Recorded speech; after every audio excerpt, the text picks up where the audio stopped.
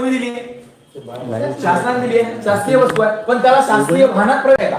बसमध्ये, ट्रेनमध्ये, विमानात तुम्ही नेऊ शकता का? नाही.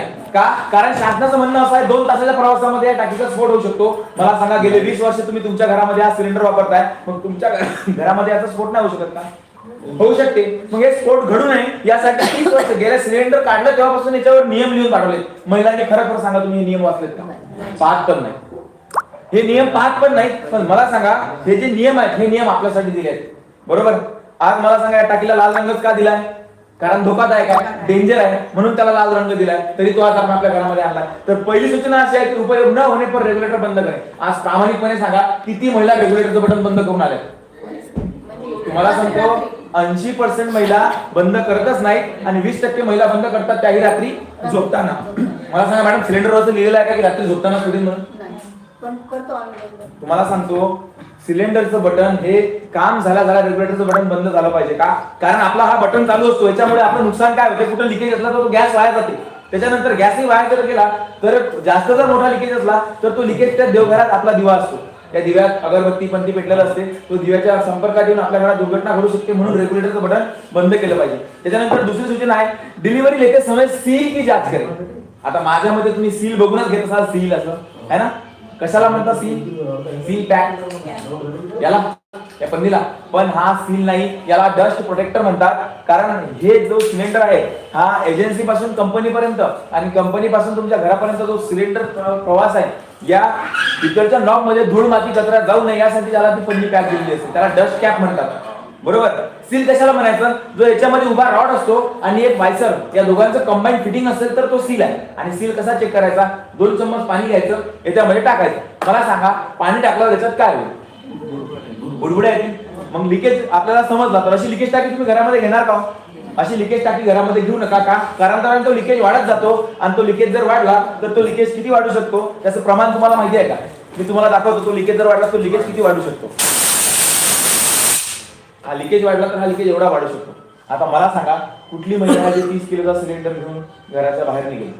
निघू शकता मॅडम तुम्ही अशा कंडिशन मध्ये? नाही निघू शकत. तुम्ही जर म्हटलं की माझे हस्बंड, माझे भाऊ, माझे वडील हे नेतील, नाही नेऊ शकत. हसण्यासारखी गोष्ट आहे सर. तुमचं घर 5000 स्क्वेअर फूट मध्ये जरी असलं तरी महिलांचा अर्धा संसार सिलेंडर असते. पैपाट बेलना त्याच्यावरच ठेवतात. बाजूनच पिठाचा डब्बा, तेलाची कॅन. काही महिला आम्ही अशा बघितल्या की हात पुसायचा कापडाच्या मध्ये पोचून ठेवतात. आता मला सांगा, अळीपडीला तुमचा सिलेंडर काढायची गरज पडली, तुम्ही सिलेंडर काढू शकता का? जर तुमच्या घरात सिलेंडर पेटला तर नाही काढू शकत. म्हणून सिलेंडरला व्हेंटिलेशन मध्ये ठेवा, मोकळं ठेवा. का? कारण हा सिलेंडर इतका धोकादायक आहे की 8 मजली इमारत सहज खाली पडू शकते. साध्या घराच्या विटाही सापडणार नाही, माणसाचं लांब एवढा भयानक स्फोट घडवतो. तरी आपण याच्यापासून अवेअरनेस वापरत नाही कुठलीच, बरोबर? त्याच्यानंतर तिसरं आणि मोस्ट इम्पॉर्टंट, तुम्ही मेडिकलला जाता, गोळ्या औषध घेता, त्याच्यावरती काय चेक करून घेता? एक्सपायरी डेट, बरोबर? मग सिलेंडर घेताना कधी एक्सपायरी डेट चेक केली आहे का? कारण आपल्याला माहितीच नाही की सिलेंडर सुद्धा एक्सपायर होतात आणि एक्सपायर झालेले सिलेंडर तुमच्या घरात भयंकर हा ब्लास्ट घडवू शकतात. का? कारण एक्सपायर सिलेंडर म्हणजे काय की जो टाकीमध्ये आपण गॅस भरतो तो एक्सपायर होत नसते, ही टाकी एक्सपायर होते. त्याच्यामुळे आपण एक्सपायरी चेक करणे खूप गरजेचे आहे. हे 3 खांब असतात. या 3 पैकी एका खांबावर इथं ABCD असते आणि काही वरती अंक असतात. दिसते सर? C29 दिसत आहे? C29 ही याची एक्सपायरी डेट आहे. आता C29 म्हणजे काय? ABCD. A असेल तर जानेवारी, फेब्रुवारी, मार्च. B असेल तर एप्रिल, मे, जून. C असेल तर जुलै, ऑगस्ट, सप्टेंबर आणि D असेल तर ऑक्टोबर, नोव्हेंबर. असे 4 कोड असतात. वर दिलेले अंक 29 म्हणजे 2029 साली ही टाकी एक्सपायर होणार आहे. अशी एक्सपायरी डेट आपण चेक करून घेतली पाहिजे. का घेतली पाहिजे याचं तुम्हाला जिवंत उदाहरण दाखवतो. मी खोटं बोलत नाही. युट्यूब ऑन करा आणि त्याच्यावर टाका लुधियाना ब्लास्ट. एका घरातले 15 जण ठार झाले कारण टाकी एक्सपायर होती. जेव्हा पंचनामा झाला ना तेव्हा समजलं की एक्सपायर टाकी त्यांच्या घरामध्ये होती. म्हणून टाकी घेत असताना ह्या गोष्टी, माझी हंबल रिक्वेस्ट आणि प्रामाणिक मत आहे तुम्हाला की तुम्ही वजन नाही केलं तरी चालते, पण एक्सपायरी डेट आणि सील चेक या 2 गोष्टी केल्याच पाहिजे. त्यानंतर मला सांगा, इथं बसलेल्या किती लोकांनी रेग्युलेटरचं बटन रेग्युलेटर बदलला? किती लोकांनी रेग्युलेटर बदलला? कोणी बदलला? बदला. आपने क्यों बदला पाहिजे? बताइए. खराब हो गया. जब तक म्हणजे जोपर्यंत हा खराब होत नाही तोपर्यंत आपण याला बदलत नाही, बरोबर? मला सांगा, जर दुर्घटना घडली तर म्हणजे खराब होईपर्यंत आपण त्याला चेंजेस करत नाही. शासनाचा नियम आहे दर 5 वर्षाला आपण याला चेंज केलं पाहिजे. पण करतो का? याची नोंद आपल्या पुस्तकात असणे गरजेचं आहे, पण ते आपण गोष्टी करत नाही. त्याच्यामुळे आपल्या घरात ब्लास्ट. जे मी तुम्हाला सांगितलं दर 17 ते 18 तासाला सिलेंडरचा ब्लास्ट होतो, या चुकीच्या वापरामुळे होते. मला सांगा, अशी नळी आहे का तुमच्या घरात रबरची? नाही. आता ही नळी बॅन केली. का बॅन केली? नागपूरमध्ये 2009 साली पोलीस वसाहतीत स्फोट झाला आणि तिथे दुर्घटना घडली, तेव्हापासून नळी बॅन करण्यात आली. आता भगव्या कलरची ट्रिपल लेयरची नळी येते, ज्याच्यामध्ये रबरचं कोटिंग असते, वरून भगव्या कलरचं कोटिंग असते आणि आतून तार असतात. ती नळी आपण वापरतो आणि तीच नळी वापरली पाहिजे. ओके. त्याच्यानंतर पहा, शेगडीतला लिकेज तुम्हाला सांगतो. आता महिला, मला सांगा महिला वर्ग, हे शेगडीवर तुमची भाजी वगैरे सांडली, तुम्ही साफ कशाने करता? पाण्याने. त्याच्यात मध नाही भरलं तर सर पावडर टाकतील, त्यातही मध नाही भरलं तर अक्षरशः घासणी घेतात आणि घासणीने घासून काढतात. लहान बाळासारखी आंघोळ तुम्ही त्या शेगडीची घालता. मला सांगा, जेव्हा तुम्ही शेगडी धुता तर ह्या पाईप काढून धुता का? हा जो पाईप याला असा अटॅच असतो, तर हा पाईप काढून धुता का? ते पाणी कुठे सांडते? या शेगडीवर सांडते आणि त्या पाईप मधले जे तार असतात ते जळतात, सडतात, खराब होतात. काही काही घरांमध्ये याला क्लिप सुद्धा नसतात. हे सांगणार तुम्हाला की त्याच्यामुळे काय दुर्घटना घडते. त्याच्या आधी जाणून घेऊया आपण. हे जे पाणी आहे, हे पाणी आपल्या बर्नर मध्ये जाते आणि हा बर्नर पूर्ण तुमचा जमून जाते. आजही घरी जाऊन शेगड्या उतरून बघा खाली, या पूर्ण जंगलेल्या दिसते तुम्हाला. जे शेगडी तुम्हाला 5 वर्ष जायची आहे, ती शेगडी तुम्हाला 3 वर्षात खराब होते. का? कारण चुकीचा वापर. आपण त्याला धुतो, पण शेगडीला आपल्या पुस्तकामध्ये दिलेलं आहे की शेगडी पाण्याने धुवू नका, पण ते आपण पाण्याने धुतो. हे फक्त ओला कापड घ्यायचं, त्याने पुसून काढायचे आणि कोरड्या कापडाने पुसून काढायचं. शेवटचा लिकेज भरतो आपल्या बटनात. या बटनाला आपण चालू बंद करतो, दिवसातून अनेकदा चालू करतो. त्याला चहा जरी केला तरी 4 वेळा चालू बंद करतो. आहे ना? बेसन आपण भजे करतो त्यावेळेस तेच हात धरतो आणि बटनाला लावतो आणि आपल्या हाताला लागलेलं त्या बटनाच्या मागे जाऊन जमा होत राहते आणि तो बटन जाम जातो. आता मला सांगा, जर बटन जाम झाला तर तुम्ही स्वयंपाक करायचं थांबवता का? नाही थांबवत. काय करता? जोर लावता, त्याला जोरात फिरवता. मला सांगा, तुम्ही जर तो जोरात फिरवला आणि बटन तुटला तर? असंच एक जिवंत उदाहरण आहे कोल्हापूरच्या शिंदे मॅडम. तो बटन फिरत नव्हता, त्यांनी काय केलं, पकड घेतली, आपली सांडशी असते ना, त्याने फिरवला. जसं बटन फिरवलं तो बटन तुटला आणि इथून येणारा सरळ भडका त्यांच्या अंगावर आला. आता येणारा जाळ कमी होतो, पण आज महिलांच्या अंगावर टेलिकॉम. शासनाचा नियम आहे की आपल्या घरामध्ये स्वयंपाक करताना सुती कापडाचा वापर करा किंवा ऍप्रन घाला. ह्या सूचना आपण पाळतो का? नाही. आज आपल्या घरामध्ये शासनाने 2 बॉम्ब दिले. एक तुम्ही तुम्हाला सांगितला सिलेंडर, दुसरा सांगू शकते कोणी? मोबाईल. अजून दुसरा एक जिवंत बॉम्ब आहे, सांगू शकते कोणी? इलेक्ट्रिक हा जिवंत बॉम्बच आहे. तुमच्या घरात जर शॉर्ट सर्किट झालं, इथे जर शॉर्ट सर्किट झालं तर अख्खी ग्रामपंचायत जळण्याची ताकद त्या इलेक्ट्रिक मध्ये आहे. बरोबर. पण आज ही ग्रामपंचायत जळत नाही. का जळत नाही? कारण आज या ग्रामपंचायतनं सेफ्टी आणि सुरक्षा केली. काय सुरक्षा केली सर आपण? की शॉर्ट सर्किट होऊ नये म्हणून. काय सुरक्षा केली सांगू शकेल कोणी? आज काय सुरक्षा केली तुम्ही तुमच्या घरामध्ये की लाईट पासून तुमच्या घरात दुर्घटना होऊ नये? अंडरग्राऊंड केले. अजून आता आपण एलसीबी बसवले. एलसीबी केले. ते काय करतात? वायराला वायर टच झाल्याबरोबर ट्रिप होतात आणि ऑटोमॅटिकली सप्लाय बंद होतो. आज आपण प्रत्येक गोष्टीची सुरक्षा केली आहे. बाईक चालवताना हेल्मेट घालतो. का? कारण पुढे जाऊन ऍक्सिडेंट होऊन दुर्घटना घडली तर सेफ्टी घेतली. 10,000चा मोबाईल घेतो, त्यालाही आपण कव्हर लावतो, ग्लास गार्ड लावतो. का? कारण फुटू नये म्हणून. आज आपण प्रत्येक गोष्टीची सुरक्षा केली. मला सांगा, या सिलेंडरची सुरक्षा काय केली तुम्ही आजपर्यंत? काहीच नाही. मग तुम्हाला कधी असं वाटलं नाही का याला सुद्धा सुरक्षा असली पाहिजे? याला सुद्धा सुरक्षा अवेलेबल आहे. 2016 पासून जर्मन टेक्नॉलॉजी मी तुम्हाला इथे दाखवणार आहे की कशा पद्धतीने ते वर्क करणार आहे. तुमच्या घरात सिलेंडरचा ब्लास्ट तुम्ही जाणूनही केला तरी होणार नाही. मी तुमच्या डोळ्यासमोर तुम्हाला दाखवणार आहे ते काय आणि कशा पद्धतीने वर्क करते. मी तुम्हाला बघितलंय कोणी? बघितलंय. ओके. आता हे कशा पद्धतीने वर्क करणार आहे मी तुम्हाला इथे प्रॅक्टिकल करून दाखवणार आहे. बघा, रेग्युलर सारखाचा बटन खाली घ्यायचा आणि इथे असं लावायचा. ओके, 2 मिनिटं. त्याच्यानंतर ही इथे पुश करायची. ही रिंग अशी पुश केल्यानंतर हा लॉक होतो. आता मला सांगा, मी जर याचं बटन ऑन केलं तर काय होईल? बटन ऑन केलं तर काय होईल? गॅस बाहेर येईल. बरोबर. मी बटन ऑन केला, बघू शकता तुम्ही चालू झालाय का? आलाय का गॅस बाहेर? मी बटन ऑन केला तरी याच्यामधून गॅस बाहेर आला नाही. बघू शकता तुम्ही. का? सर्वात पहिली सेफ्टी काय मिळाली? तुमचा जर सिलेंडर लिकेज आला तर इथे लिकेज बंद झाला. सगळ्यात पहिली सेफ्टी, तुमचा लिकेज बंद झाला. त्याच्यानंतर तुमचे फायदा काय झाला की तुमच्या घरात जो गॅस लीक जातो, आता महिलांची तक्रार असते किचनमध्ये, कधी कधी गॅसचा वास येते, रेग्युलेटर मधून आवाज येते. तो कशामुळे असते? तो सिलेंडर आपला लिकेज असतो त्याच्यामुळे. तर आता मगाशी तुम्ही घाबरला मॅडम, मगात आणि आतात काय फरक आहे? मगात आणि आतात काय फरक आहे? मगाचं प्रेशर होतं 660चं आणि आताचं प्रेशर आहे 160चं. हे प्रेशर कंट्रोल केलंय, त्याच्यामुळे तुमच्या घरात 5 बर्नर जळतील एवढा सप्लाय ते सोडते. आणि एक फायदा असा होतो की महिन्याला 5 दिवस गॅस तुम्हाला एक्स्ट्रा जाणार आहे. म्हणजे जेवढा सप्लाय पाहिजे तेवढा सोडणार आहे. ओके. तर याची जोडणी आपण प्रॉपर करूया. बघा, हा रेग्युलेटर या मशीनला इथे बसवायचा. असा रेग्युलेटर बसवला.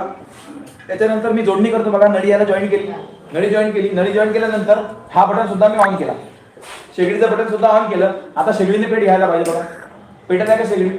मी बटन ऑन केलं तरी शेगडी पेट घेत नाही, बरोबर. आता का घेत नाहीये? हे मशीन म्हणजे सुरक्षा आहे. जोपर्यंत आपण याला परमिशन देणार नाही तोपर्यंत ही मशीन सुरू होणार नाही. आता मी तुम्हाला याला परमिशन देऊन दाखवतो. बघा, हा जो काळा काटा आहे सध्या कुठे आहे? ब्लॅक पॉइंटर कुठे आहे? काळा काटा खाली आहे. आता बघा तो काटा कुठे जातो? कुठे गेला? काटा वर गेला. आणि याच्यामध्ये दिसते आपला सिलेंडर किती भरून आलाय. जसं जसं आपलं सिलेंडर संपत जाईल तसं तसं तो काटा खाली जाईल आणि लाल वर आला समजून जा तरी 4 दिवसामध्ये सिलेंडर संपणार आहे. बघू शकता इकडे सप्लाय सुरू झाला. जेव्हा मी त्याला परमिशन दिली तेव्हा तो सप्लाय सुरू झाला. आता आपण मेन मुद्द्यावर येऊया की ज्या पद्धतीने मी तुम्हाला सांगितलं की तुमच्या घरात जाणून जरी स्फोट केला तरी होणार नाही. ते कशा पद्धतीने? महिला काय करतात? जर अशी भाजी सांगली की लगेच असं सरकवतात, पुसून घेतात, बरोबर. चालू याच्यात खाली वर घेतात. काही घरांमध्ये याला क्लिप्स नसतात, बरोबर. मला सांगा, अशा कंडिशन मध्ये जर ही नळी चालू याच्यात निघाली, हा 5 किलो गॅस आहे, हा 5 किलो गॅस अशी ग्रामपंचायत उडवण्याची ताकद ठेवते, बरोबर. तर मला सांगा, हा बर्नर पेटलेला आहे, चालू बर्नर मध्ये ही नळी तू निसटली तर इथे काय होईल? सर, ब्लास्ट होईल, दुर्घटना होईल. आता ज्यांनी बघितलं ते सांगू शकतात. तुम्ही कधी बघितलंच नाही. बघायचं तुम्हाला काढून दाखवू का नळी? काढू? मी तुम्हाला नळी काढून दाखवतो. ठीक आहे, चला. सरांची परमिशन आहे, मी चालू याच्यात नळी काढली. बघा कुठली दुर्घटना घडली का? डायरेक्टली सप्लाय बंद झाला. येणारा सप्लाय काय झाला?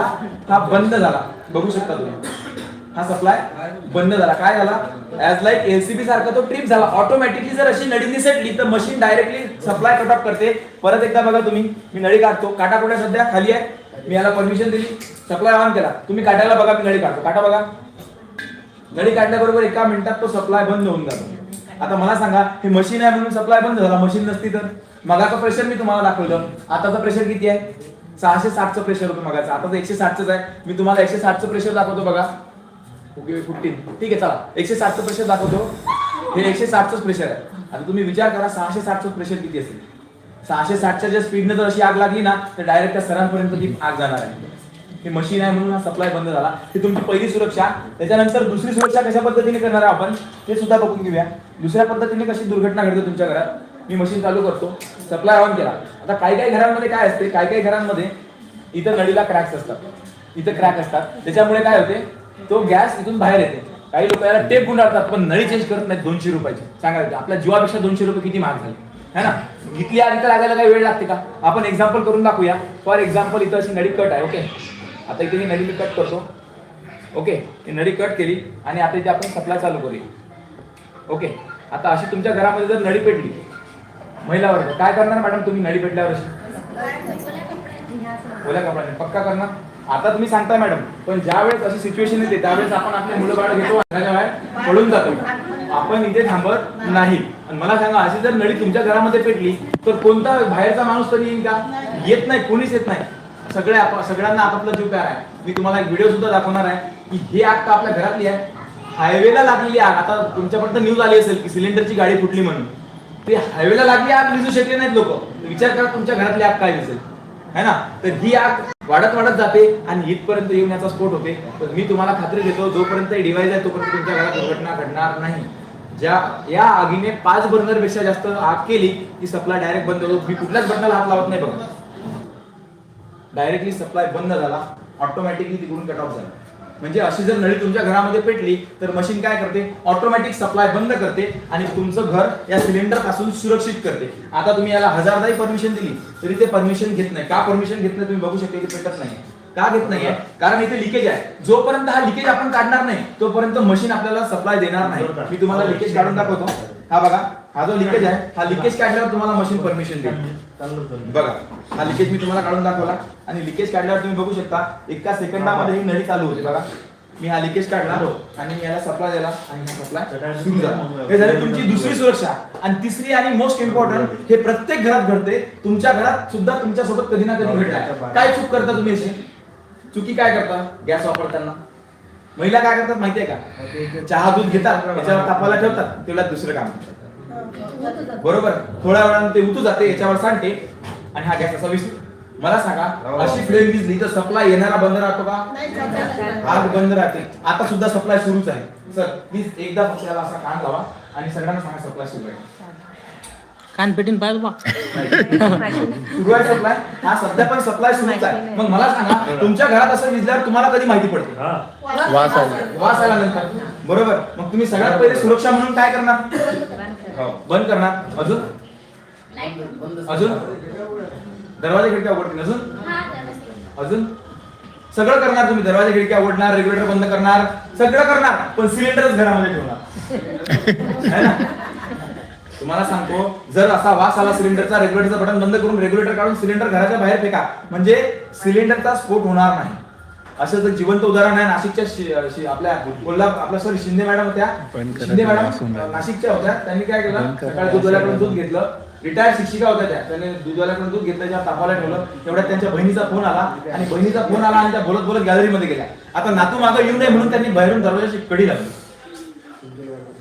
त्या महिलेला आता बहिणीचा फोन आला, फोन किती वेळ चालते, अर्धा तास फोनवर बोलत बसल्या आणि गॅलरीमध्ये वास आला, तशाच धावत पळत गेल्या. दरवाजा उघडला, बघतात तर काय पूर्ण घरभर गॅस पसरला होता. त्या महिलेने सेफ्टी म्हणून काय केलं, पहिले रेग्युलेटर बंद केलं, दरवाजे खिडक्या उघडल्या, रेग्युलेटर बंद केलं, शेगडीचं बटन बंद केलं. पण त्या महिलेने एक चुकी केली. काय चुकी केली सर?